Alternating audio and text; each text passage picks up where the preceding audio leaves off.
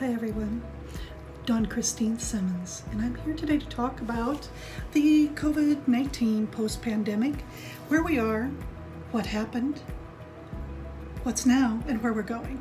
I'm preparing this because I've been asked to deliver an interview on coronavirus impacts, how to survive it, and how to survive both the business, financial, and personal aspects of coronavirus. The COVID-19 post-pandemic, when we get into, well, we're not at post yet, we're still in the middle of, but let's talk about, first of all, COVID-19, what happened. We do know the obvious news that is everywhere, every community, everywhere. Panic happened.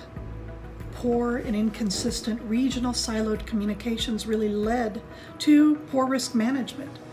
A threat was identified, it was credible, and it impacted communities, created wellness issues, created financial and economic limitations, impacted business. It created conditions for the pandemic not only to take hold but grow in its magnitude and impact to the countries and the world. We are a global world. We are all connected to one another. It's when we forget this that we start to recognize some of the challenges that we are seeing today. Poor coordination and governance leading to really more suffering, not containing things as really we should have, could have instead of should, I would say. Political instability relating directly to the economic impacts. This gives way to community health and wellness issues affecting both individuals within the community, the families, the nuclear family that they belong to, and the friends and social circle, as well as the communities, countries, and world. So this is how we experienced what is now known as the COVID-19 pandemic. So what's now? We need to remember that the facts that we accept while we're in a crisis can actually perpetuate the crisis itself. It can contribute to social unrest. It can increase the impact to people, both financially, socially, health, and wellness based. So let's consider that. I'm often warned about, oh, Dawn, you just don't understand what it's like to suffer. You're an American. You are a white American privileged person and you don't know. This perpetuates problems. And I would ask you humbly to please don't compare one's outsides to your insides. This coronavirus situation is an equal opportunity threat, but it's also an equal opportunity for us to come together and heal and move forward together. I am a white woman in America. I also am a coronavirus survivor, learning to survive. I'm also on the bridge of what happened and what's now and what's next. On my bridge, as a coronavirus survivor, I have a few good hours a day that I can be very productive, and post-COVID recovery takes an unknown amount of time. Unknown because this is a new virus. We don't know the impacts. Medical professionals do not have a clear way of identifying and managing the services to coordinate for better care. The nutritional, the health, the medical, the insurance issues of people that lost their jobs because they were laid off, or they happened to be between jobs, or they just didn't have enough insurance, perpetuates a system of unwellness and sickness where somebody at home has to make a decision of, do I think that this could kill me, or could I afford to pay this out of pocket? Those type of decisions are very difficult. And when our loved ones have to make those decisions, there's so much pressure, so much guilt. So people who are threatened by a current situation, by the ability to support their family, the people that they love, themselves, they're more likely to feel discomfort around a pandemic. They're more likely to feel sickness.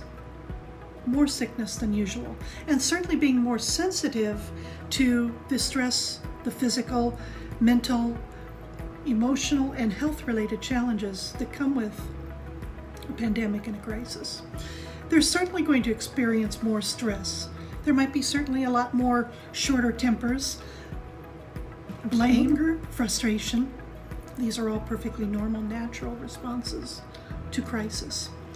But if what we think about, we talk about, and focus on becomes our future, it's easy to see how these current situations that we're experiencing, destruction, unrest, unwellness, financial challenges, how that tends to magnify, creating a situation where the unemployed grow in numbers and they diminish in hope. As more businesses face Chapter 11 and devastation and destruction, no business wants to lay off their talent. They have to in response to the current conditions, while the largest corporations continue to grow and show profit. So the smaller and middle-sized population tends to reduce in size and influence and increase in impact and discomfort. What's next? How do we get from where we are on this point of the bridge, wherever that is, wherever our finances are, wherever our health is, wherever our community is? People are dying. People are getting sick. People are getting laid off. People are losing businesses. People are trying to figure out, how can I weather this storm, this crisis, these challenges? How can I help my people that I care about, my employees, my community, my friends, my church, my family? These are all real life issues of where we are. So what's next? What can we do? Let us focus on the future, my friends, please.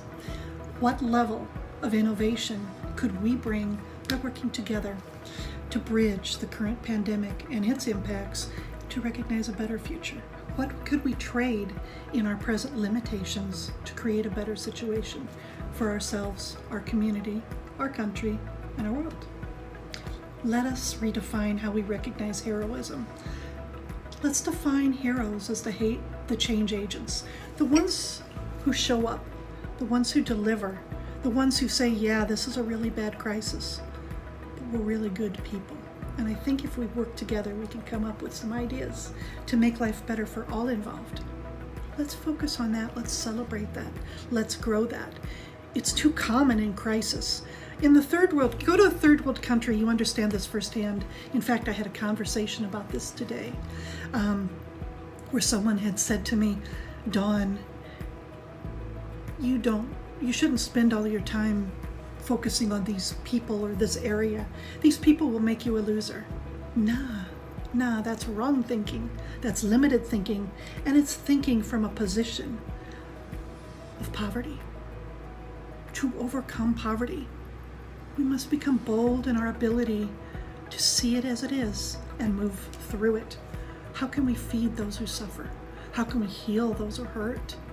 And how can we create financial and economic opportunities that allow people to thrive where they are, to live where they are, to love their families, their community, and the work that they do, and do good for the community that they live in?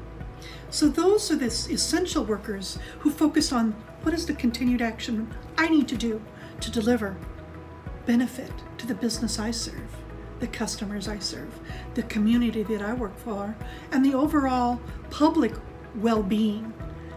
It's goodness in spite of the present conditions, in spite of the limitations, in spite of the fear, uncertainty, the doubt, and the death surrounding coronavirus, the impacts around coronavirus.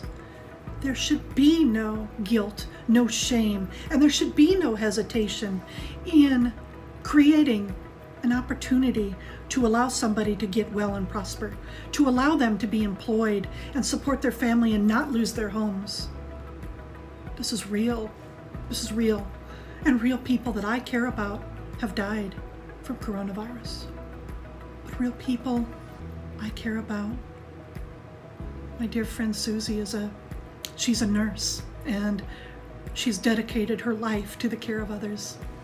She is a hero, and she's suffering in a fight for her life with coronavirus. The response to somebody that has coronavirus should not be guilt and shame for getting sick. It should be understanding and awareness, and creating opportunities to put those heroes back into the saddles and into the work that they can do to help them retrain and rehabilitate themselves, and deliver support to stay in the house that they're living in, the home that they love, the family, the community, the church, the well-being that they know. Powerful partnership involves collaboration. We need to create new decisions that are derived from genuine, heartfelt values, from genuine concern over human well-being over profits. Yes, we do need profits to move our country, our nation, our community, our families forward. But we need to care for one another, not in survival of the fittest mode, but thinking differently and doing and being different. Being focused on how can we collaborate and create a meaningful and sound solution using the best of our talents to create something that's bigger than politics, suffering, profit for the big with suffering at the bottom, culture and community wars. Let us not create a third world country of our world. Let us uplift our world. We can do this. We've done this before in our world. We've done this before in our community. We've done this before in our nation. But it's when we stop looking at somebody's outside, the color of their skin, and miss the quantity, the capability of their brain and their heart. This is where we need to be. One nation, one world, under God, with liberty and justice, opportunity, wellness, health, well-being for all. Let us create a better future, a better business, community, healthcare. Let us focus on managing service solutions that forces a positive paradigm shift in the way we recognize and deliver service. Let us upgrade those systems that are lagging and keeping people hostage, frustrated, sick, unwell, impacted, financially devastated, and not able to recover because the systems just weren't designed to handle this level of volume. Let us upgrade that. Let us use the IT talent to create the better situation, the better systems, and a better managed care solution for our families' health, our wellness, our businesses and our business opportunities, our country and our world. This is how the COVID-19 pandemic will start to frame new stories of innovation coming out of devastation, focused on the future and bringing the better, when we recognize the better in one another over the limitations, the blame, the guilt, they did it, the gossip. When we focus on what's better, better happens. Better is happening. Let us be. Well, let me coin the words of the greatest leader in change, and that is Mahatma Gandhi, who said, "Let us be the change we want to see in the world." Well, the change that I want to see in the world, I want to see more people coming together, stop tearing one another apart, stop gossiping, start solving, start innovating. Not a secret squirrel, I'm going to create this profit from this crisis. It's we are going to create this solution, and we are going to walk together hand in hand to the better future. That's the change I want to see in the world.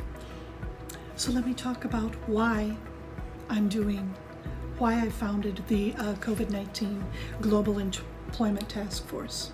This is a Facebook group that is really just created as a landing page for all the different needs around the COVID-19 pandemic. So the COVID-19 Global Employment Task Force consists of an A to Z crisis guide around COVID. So it deals with the healthcare, the employment, the crisis aid, the mental health issues, the unemployment navigation claims, how to survive a crisis is all contained in the A to Z guide. We're expanding and growing that as we learn to create better solutions. We need to connect to more change agents. I did this, many of you know my work in the Helping Friends Career Network right after September 11th, 2001. That was a small effort by comparison. It was global, but we helped thousands to find new jobs in the worst economy ever before COVID-19, which now is the worst economy I've ever seen. So we need to double, triple, quadruple our ability to serve the community. We need more heartfelt people that want to make a difference in the world, that are willing to help moderate, grow, cultivate the types of discussions we need to create the better future. Who do you know that can lead? Who can guest blog on these solutions and these items to really help people? How did you recover? How can we recover? Let's create and elevate the dialogue on how we improve our current state and move to the future state. Post-COVID, how do we create that post-COVID world with greater wellness, economic stability, health and wellness for those that we love, we care for, and a different level of partnership than we've ever known before. We need that. We need that to create the jobs. We need that to grow the businesses. How can I help you? My brother, my sister, my family, my community, my world. At the end of the day, that's all that really matters, isn't it? Please let me be the change I need to be to serve the world. It is my hope that I will recover completely from coronavirus, share my experience, my strength, and my hope with others who are still suffering.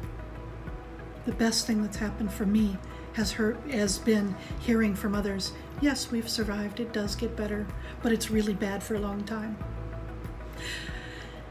How can I be the change I need to be in business and in life to rise above the limitations of, oh my gosh, nobody's hiring me now because I'm sick. But I'm facing, how do I grow my business when I'm sick? Nobody wants to talk to a sick person, right? Well, sick or well, I know I have come from stock that survives, that moves on, that delivers. And I will move on through this, and I will deliver. And I will help the people that are willing to receive. Let me be the change I need to be of service to you. Because if I can help you and meet you at your need, we can go better to the future as well.